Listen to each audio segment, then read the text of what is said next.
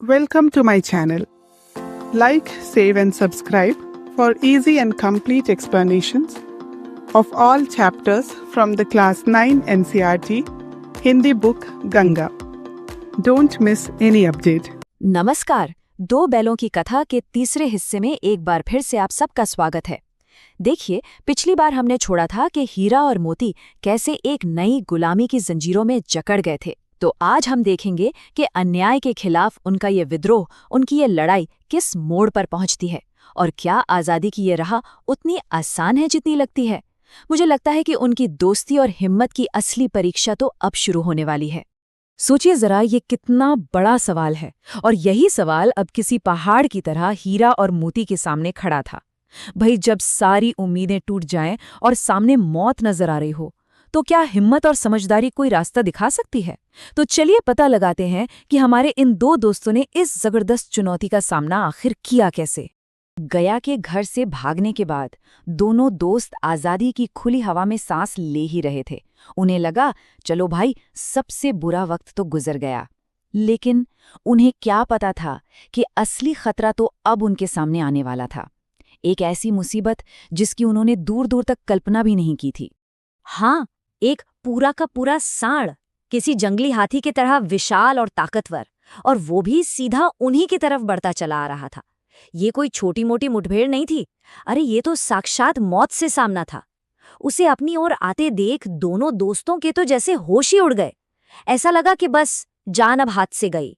मोती की इन बातों में जो डर था ना, वो साफ साफ झलक रहा था। और डरना बनता भी था भाई, सिचुएशन थी ही इतनी गंभीर। सांड से भिड़ने का सीधा मतलब था जान गंवाना, और भागने पर भी जान बचने की कोई गारंटी नहीं थी। वो सचमुच बहुत बुरी तरह से फंस चुके थे। लेकिन जहां मोती के मन में डर घर कर रहा था, वहीं हीरा का दिमाग तेजी से एक रणनीति बना रहा था। उसने एक ही पल में पूरी स्थिति को भांप लिया। उसने देखा कि सांड ताकतवर तो बहुत है, लेकिन अपने घमंड में अंधा है, और यही घमंड उसकी सबसे बड़ी कमजोरी साबित होने वाला था। हीरा समझ गया था कि यहाँ रहम की भीख मांगने से कुछ नहीं होगा, बल्कि सामना तो करना ही पड़ेगा। और बस यहीं कहानी में एक मोड़ आता है। डर की जगह रणनीति ले लेती है। हीरा और मोती ने फैसला किया कि वो अलग अलग नहीं, बल्कि एक होकर, एक टीम बनकर इस मुसीबत का सामना करेंगे। वो समझ चुके थे कि इस भयंकर मुश्किल से निकलने के लिए एकता में ही उनकी असली ताकत छुपी है। तो उनका प्लान क्या था? देखिए, ये किसी मिलिट्री स्ट्रैटेजी से कम नहीं था। प्लान एकदम सीधा था। दोनों एक साथ हमला करेंगे। एक आगे से घेरेगा तो दूसरा पीछे से। जैसे ही सांड एक पर हमला करने के लिए मुड़ेगा, दूसरे को मौका मिल जाएगा कि वो पीछे से उसके पेट में सींग घुसेड़ दे। हाँ, ये एक बहुत जोखिम भरा प्लान था, लेकिन था बड़ा चालाक। और ये सिर्फ और सिर्फ आपसी भरोसे और टीम वर्क पर ही टिक सकता था। और कमाल देखिए, उनकी योजना काम कर गई। जैसे ही सांड हीरा पर झपटा, मोती ने फुर्ती से पीछे जाकर उसके पेट में अपने सींग घुसेड़ दिए। सांड बौखलाकर जैसे ही मोती की तरफ पलटा, हीरा ने दूसरी तरफ से सींग चुभा दिए। बेचारा सांड इस दोहरी मार से ऐसा घबराया कि जख्मी हालत में वहां से भाग ही खड़ा हुआ। ये सिर्फ ताकत की नहीं, ये उनकी एकता की जीत थी। अब ये बात जरा गौर करने वाली है। मोती तो गुस्से में सांड का पीछा करना चाहता था, उसे और मारना चाहता था, लेकिन हीरा ने उसे रोक दिया। उसने कहा कि गिरे हुए दुश्मन पर वार करना सही नहीं है। ये दिखाता है कि जान पर बन आने के बावजूद हीरा ने अपने उसूल नहीं छोड़े। इस बड़ी जीत के बाद दोनों दोस्तों ने पहली बार आज़ादी का असली स्वाद चखा। वो जीत के नशे में ऐसे झूम रहे थे, ऐसे आगे बढ़ रहे थे, मानो पूरी दुनिया ही उनकी हो गई हो।